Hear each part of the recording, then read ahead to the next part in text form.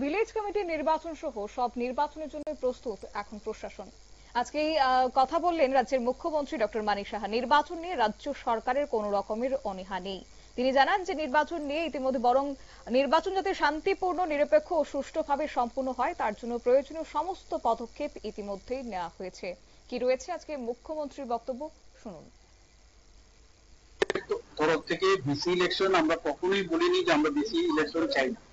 আমাদের সমস্ত date wise আমাদের সরকারের এবং পাশাপাশি এখানে election commission, state election commission ওনারা কথা বলেছে। আমরা তো কখনোই বলিনি, কিন্তু এটাকে এরকম একটা দেখানো হচ্ছে যে আমরা মানে অনীহা, এরকম না। এবং সেগুলো আমরা প্লেস করেছি, এখন পর্যন্ত পুরো ডিটেলস আসলে তারপরে আমি বলতে। ডিসি ইলেকশন হোক, এডিসি ইলেকশন হোক, সব ইলেকশনের জন্য আমরা আমাদের সমস্যা।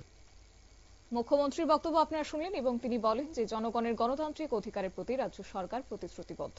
তাই নির্বাচন কমিশনের সঙ্গে সমন্বয় রেখে সুষ্ঠু ভোট প্রক্রিয়া চালানোর জন্য প্রশাসন মাঠে নেমে প্রস্তুতি শুরু করে দিয়েছে বলে আজ মুখ্যমন্ত্রী জানিয়েছেন। নিয়ে নিচ্ছি ছোট্ট একটি বিজ্ঞাপন বিরতির সঙ্গে থাকুন।